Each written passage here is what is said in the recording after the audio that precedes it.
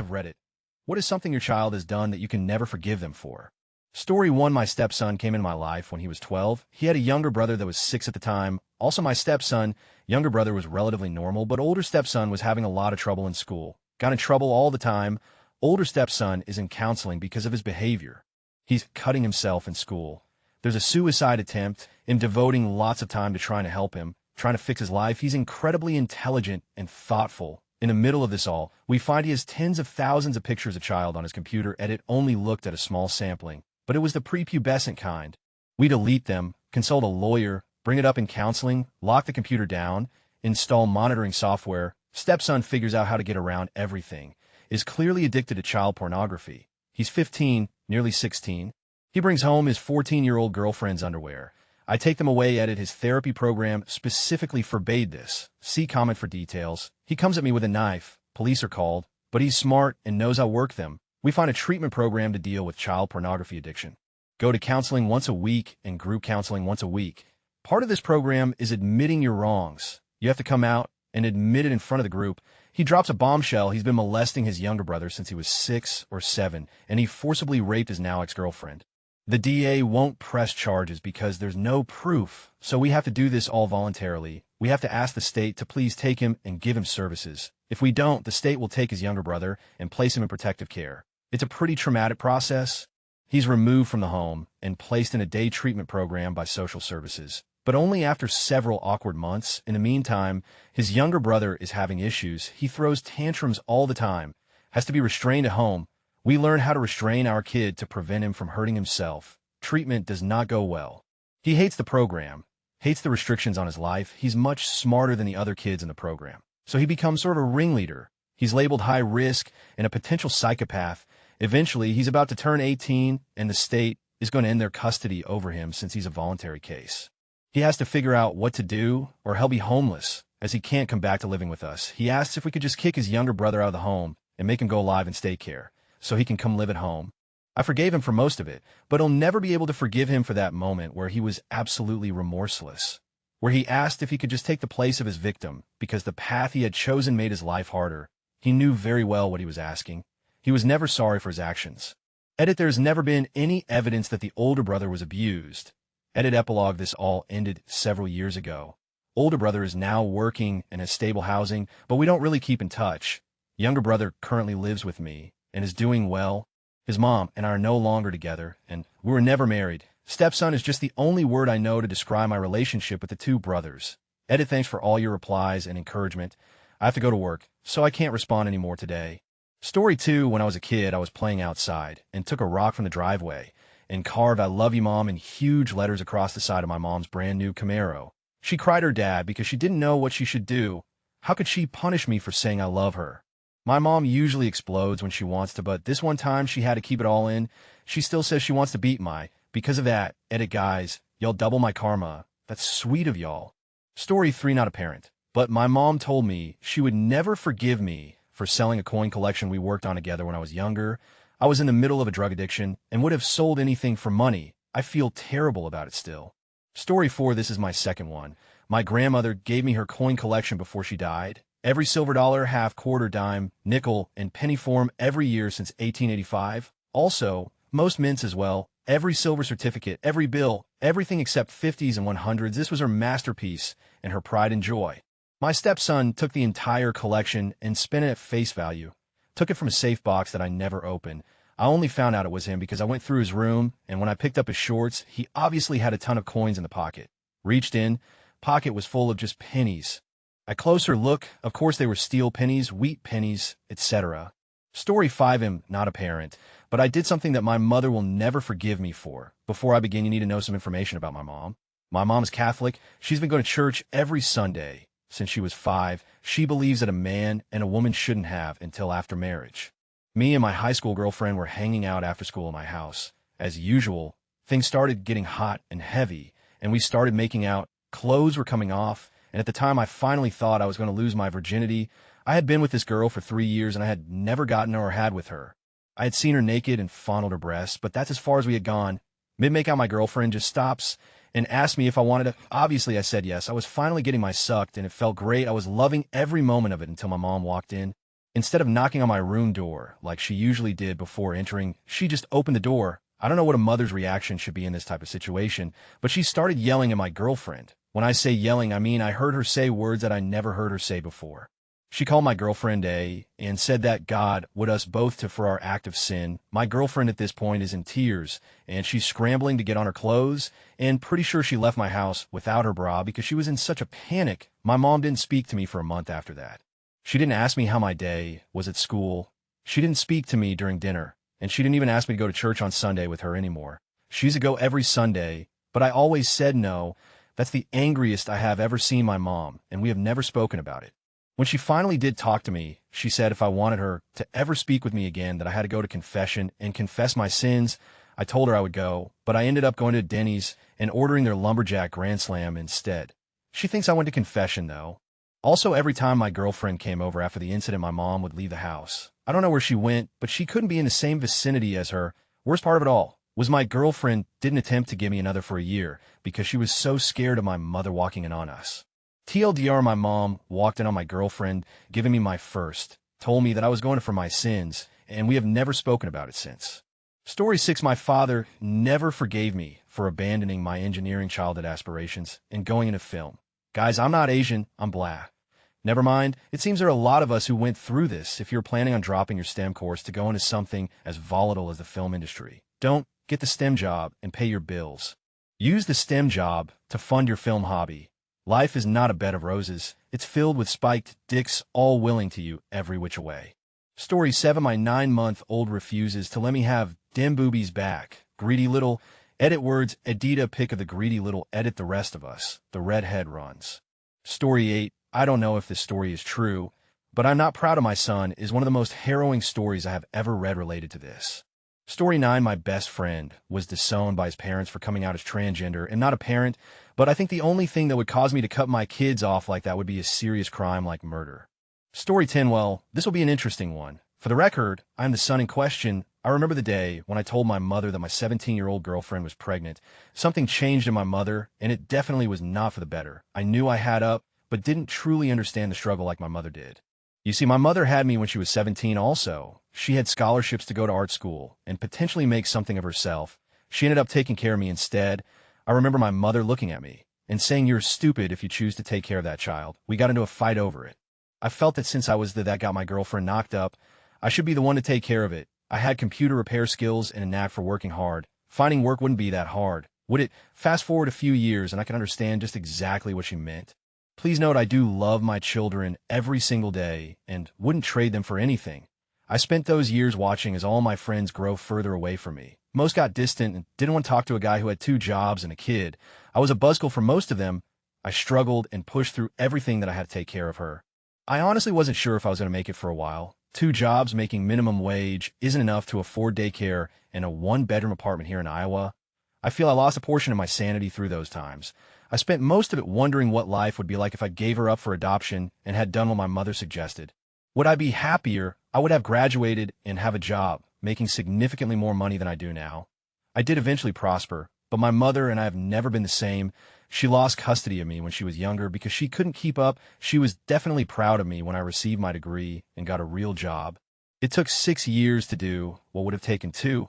I still did it, though. My mother was never going to forgive me for putting myself through exactly what she went through. I proved her wrong nonetheless. Just because you're destined to fail doesn't mean you will. I have a second beautiful daughter and a wonderful girlfriend whom I plan on marrying next year. Story 11, as the child, I know she'll never forgive me for choosing my dad over her.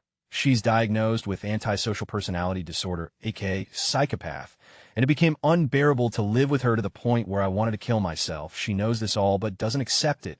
She'd rather have a dead, loyal son than a living son that betrayed her.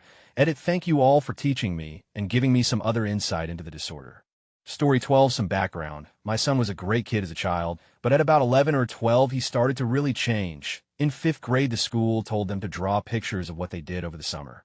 He drew a picture of what we did on the 4th of July and was promptly sent to alternative school because he made terroristic threats for drawing pictures of explosives. The problem was the district had one alternative school that contained all the kids from elementary school to high school. He got 3 weeks. We fought the punishment hard because it was BS. The problem is, by the time we got some movement where they were lifting it, he had started getting in trouble at the alternative school. He was the middle kid, and he would try way too hard to fit in. So now that the school had relented on the original punishment, he was in trouble and sentenced to more time in the alternative center. Because of his behavior there, he spent the rest of the semester there, got back to regular school after the new semester, and then wound up going back for other stuff. Anyway, a year or so later, his mom and I split up. He came with me along with his little brother, and our daughter stayed with her mom. He progressively got worse as he went through puberty, more and more trouble with school, extremely mean and defiant, etc. One thing to note is that drugs were never really an issue.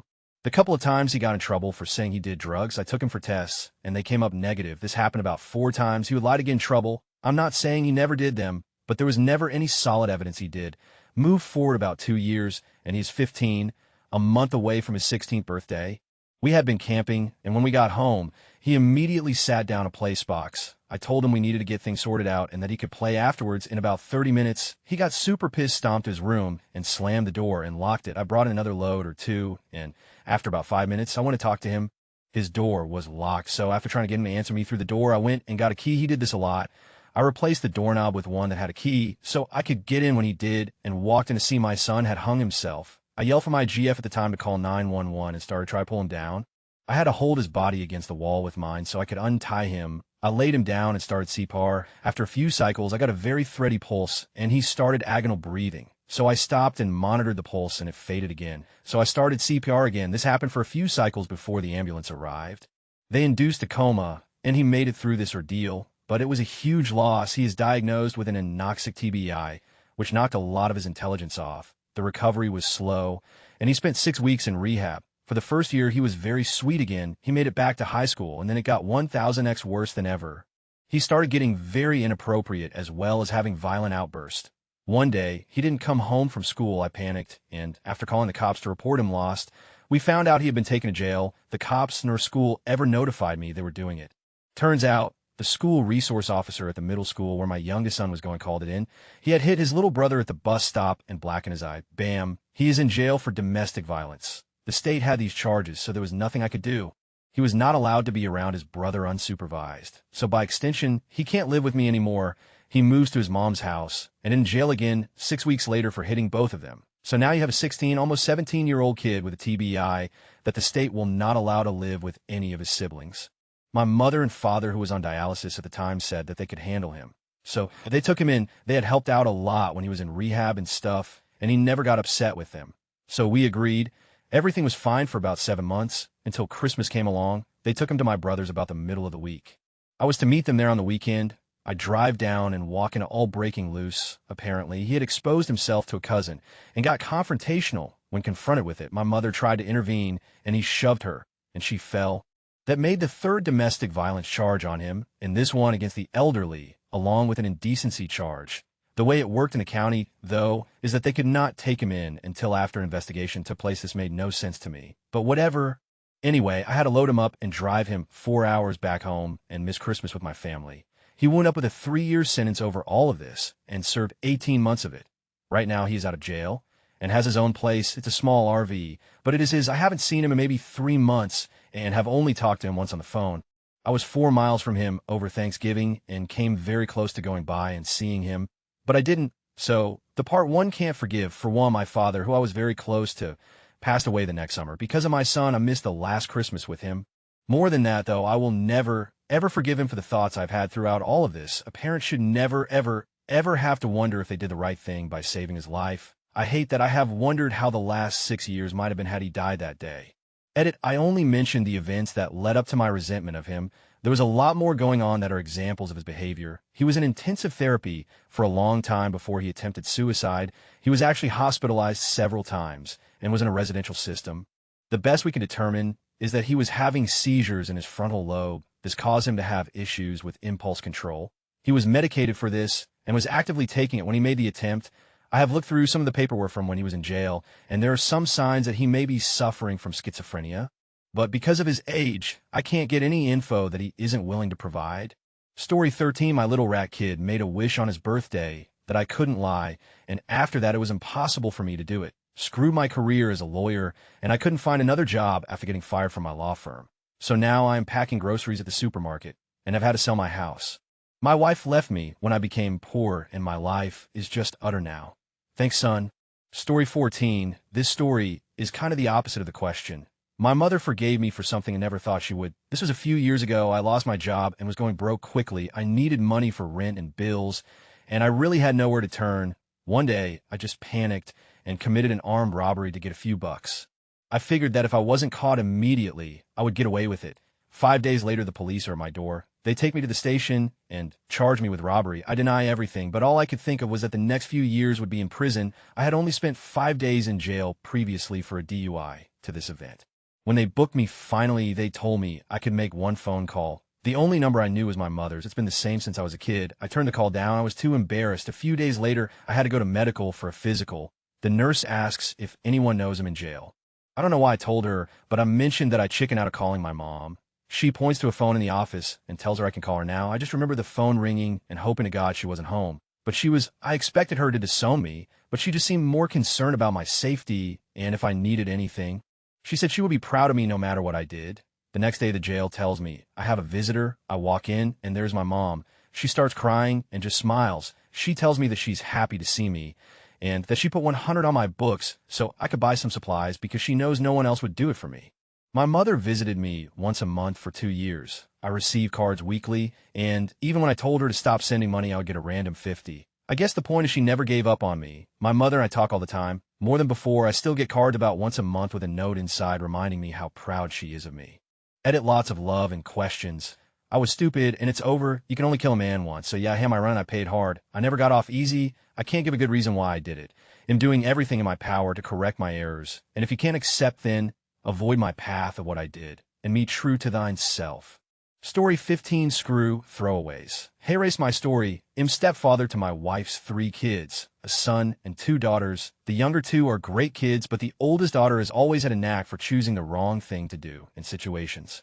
She, of course, does the normal teenager things of consistently choosing to hang around the wrong people, and despite her mother and his attempts to get her to not repeat our own past mistakes, etc., she gets into drugs, ends up regularly doing crystal meth. We put her in inpatient rehab, which she falls out of and relapses. We put her in outpatient rehab, which she falls out of and relapses.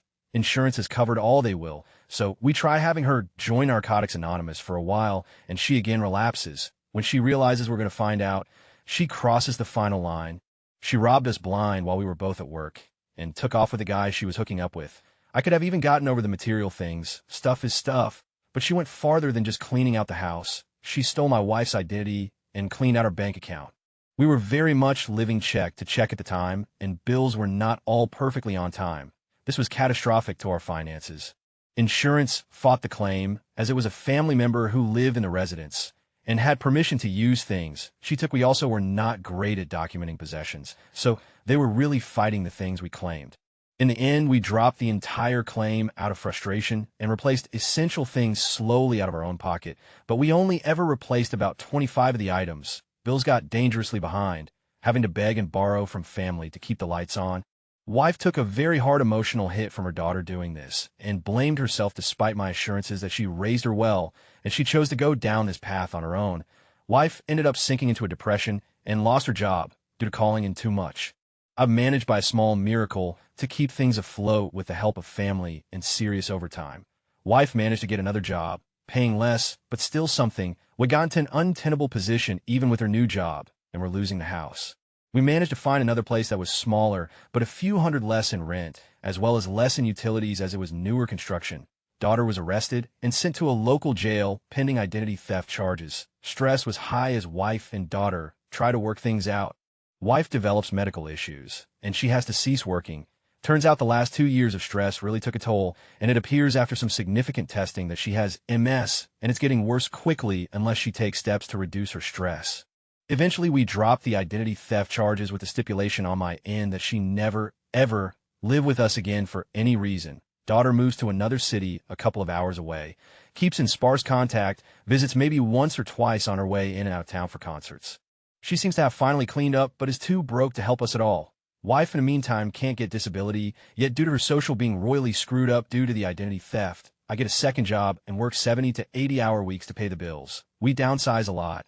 We lose both of our cars, and I buy a 1,020-year-old clunker. We sell whatever we can, not really much left that doesn't have too much sentimental value. I cash out my 401k. It's now 4 years later. I'm still working 70 to 80 hours a week. Our bills are finally stable, but I'm still paying off almost 80k in debt. I've still not gotten a new car, and have spent around 1,000 a year keeping this old one running.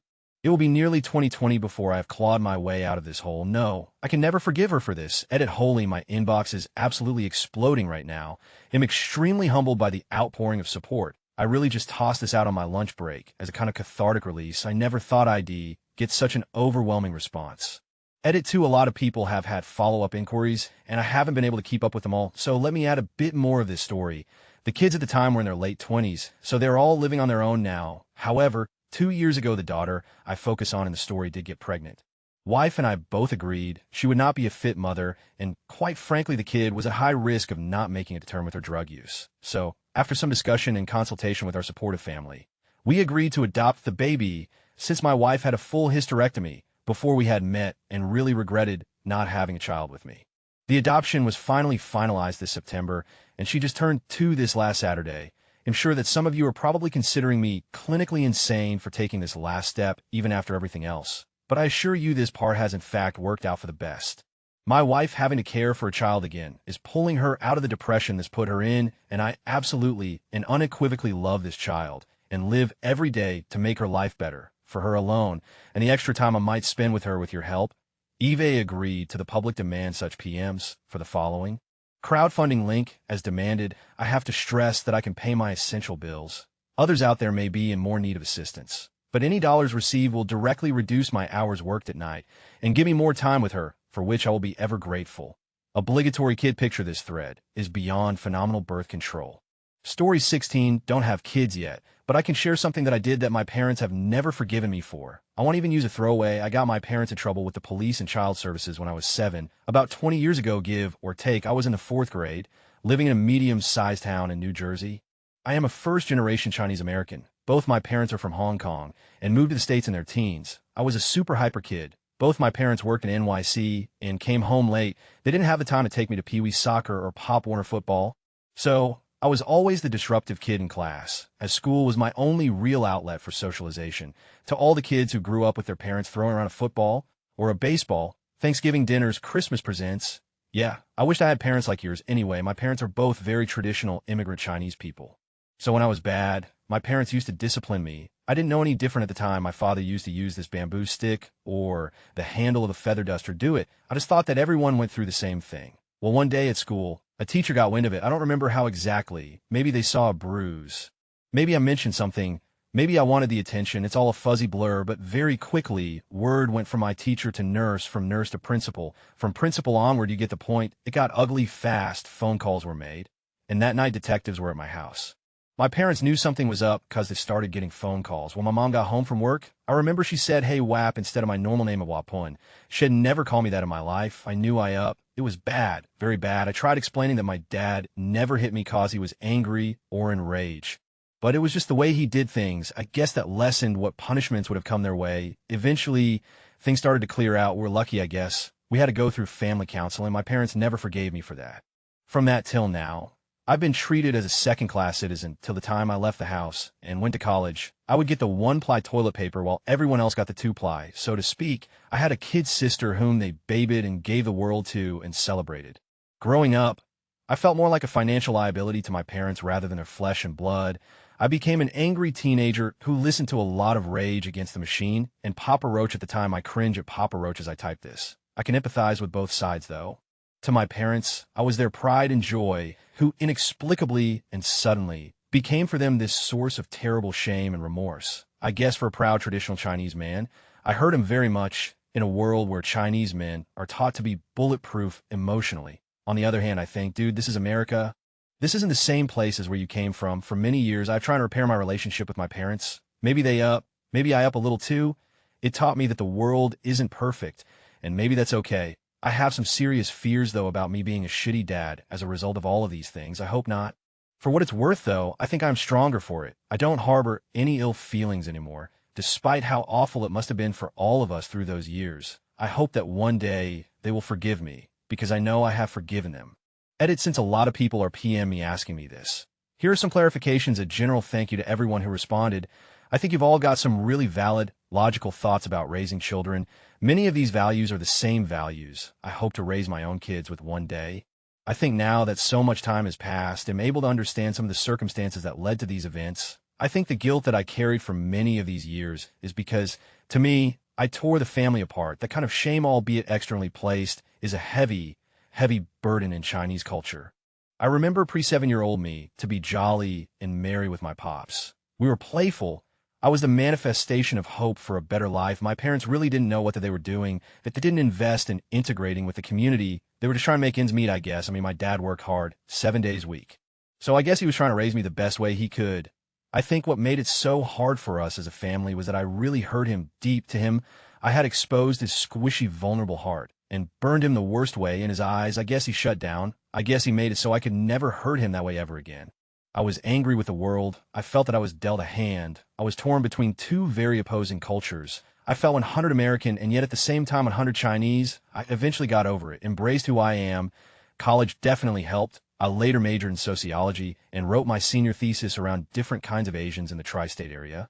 First-generation Asians, half Asians, adopted Asians. It was therapeutic in many cases. They looked how I felt half Asians. In others, I felt their pain. Figuring them out helped me figure myself out. Edit thank you to whoever gave me Reddit Gold. I have had a great time sharing with everyone, and I am very humbled by this experience. TLDR 4th grade teachers found bruises on me from parents disciplining me. Escalated to law enforcement and child protection services being involved. Chinese parents never forgave me for it. Story 17, my daughter turned 14 this year. Got her license and all. She wanted a car real bad, of course, and I wasn't going to get one, but we just happened to stumble on a decent vehicle for a ridiculous price. Just buying the thing for an extra vehicle was a no-brainer. We plan on giving it to her for Christmas this year. Big bow, all that jazz. However, she's been a Snoopy lately and one day decides to go through the mail, finds the title the owner mailed us and receipt for storage. Yes, I am getting CR. That was a month ago. Still pissed off. Am not mad that she found out about whatever Christmas present she was getting. I'm mad cause this is just one of those landmark gifts. I was getting really excited about seeing the look on her face, pictures, all that. Might sound stupid, but that was going to be my Christmas present to myself. In a way, she ruined my Christmas morning 2 months ahead of schedule. Throwaway, of course, my daughter came into my life when she was 18 months old. I started dating her father, who had just one full custody of her and was struggling to raise a girl on his own man. You should have seen the way she was dressed. I come from a background of step-parent adoption. My biological father was never in my life, and I feel as if I was truly blessed to have this man who owed my mother and I nothing come in and be the best husband-dad around. So, once it became time and we agreed to marry, I felt that the right thing to do was to adopt her and give her everything that I've been given. Fast forward 3 years and long story short, the marriage is over. Over the upcoming months, I start finding drawings of myself tied to a tree, myself being beaten like a piata. I know cause they say, Emoem dash. I try to get her into counseling, and her father refuses. Wei did my best to make sure she knew it wasn't her fault. I wasn't leaving her, etc., yet there was so much anger aimed at me. Fast forward again, 5 more years. She is now 9-ish and continually more aggressive, and is now mastering the arts of emotional manipulation. Even when the truth is easier, she lies, stealing, failing at school, bullying, and yet at the same time claiming she's a victim. She knows she's adopted, we never hid it, and twice has told me that I'm a horrible person and should never have picked her. Each woman her father dates is better than me, and she lays constant shame. Each woman brings another tantrum demanding that I give her up and let a better person raise her. In working my single off to provide for her the half of the year, she is with me, but I do not see any appreciation, just hate. At age 11, we find out that she's smoking, doing drugs, and had more partners than I had through my 20s. She is stealing my diamonds and thong underwear. I have to install a lock on my bedroom to keep my things safe from her, and still her father will not allow counseling. Her answer for why she does it all, I don't know, because I can. Nothing is stolen at her dad's house, and now we are stuck in this cycle. Dad's house is good. Dad doesn't need to discipline. Mom's house is bad, and she's always choosing the route that will get her in trouble. At age 12, she ran away from her dad's home in the middle of the night. I really had no clue kids in the 2000s would actually tie bed sheets together and shimmy out windows. But alas, the sheet billowing in the wind was proof. This was somehow my fault. Not sure how. And the first time I heard all of the malicious rumors she has been spreading about me, when speaking with the local law enforcement, a neighbor came out screaming and crying that I be taken into custody for physical and mental abuse of my daughter. For 3 years, my kid had been playing on this woman's sympathies, telling her that I force her to have with my boyfriends, burn her with cigarettes, beat her, and threaten to kill her father if she tries to speak up. Then I find out the whole neighborhood believe this is true. They believe that I was beating the out of my kid and my ex-husband for years. We also discover at this same time that she has over 20 social media accounts, each one representing another side of her personality.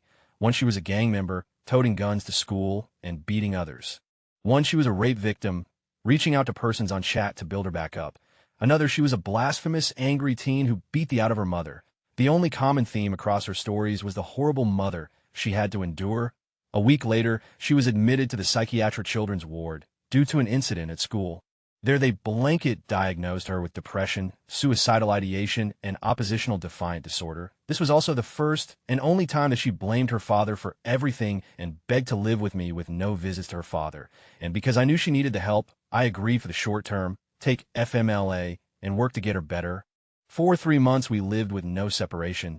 She was never left home alone. She was worked back into society with established visits, counseling, socialization. I did it all. I lived life on edge, waiting for her to steal, run, scream, anything, police to come to my door and tell me I was arrested for kidnapping her or something. It's been ongoing for so many years I expected it. Eventually, we worked her father back in her life and returned to our week-on, week-off visits. Things seemed better age 13. Now we are cutting because life is so horrible. At least that is the costume she wears around some DR. And all of us are starting to realize that this isn't depression. This is something more: ADHD, bipolar, schizophrenia, cluster B psychopathies. Can't find a name for it. Can't find a medical cocktail that works. And her stories keep changing. The name carved on her arm: this boy raped her cause mom let him do it. The heart carved on her thigh: for the love my mother doesn't give me. It's been a total of 7 rages against me now. Heartless, cruel rages holding me responsible for every bad choice she's ever made, demanding that I leave her. And him cracking, him started to show physical signs of the stress and damage all of this has done to me over the years. I can't be around my friends' kids because I no longer enjoy children. Today, she is 15. In mid-November, I receive a 9-page letter from her demanding that I change, or she's going to return to the old her. That she hates me, and the worst thing I have ever done in my life was adopt her, and that I either need her go or die. In the folded-up pages was a 1-thick roll of folded toilet paper, covered in her blood. In her letter, she told me that I am the only reason she cuts, and that she will continue to cut until she gets what she wants. 5 days later, I packed up her things and sent her to her dad's. I can't do it anymore, and I feel like for giving up. But I now resent her for taking away all those years and destroying my interest in children. I have no interest in ever having one of my own now, and I cannot look at my niece and nephew with affection because I'm so jaded. I do not know if I will attempt contact with her anymore. I don't know if my heart or my head can take it anymore. I believe the anger is misplaced, as it is all mother-related. So could be abandonment issues stemming back to her biological mother. But I don't know if she realizes or will ever realize what she has done. All I know is don't ask me to babysit.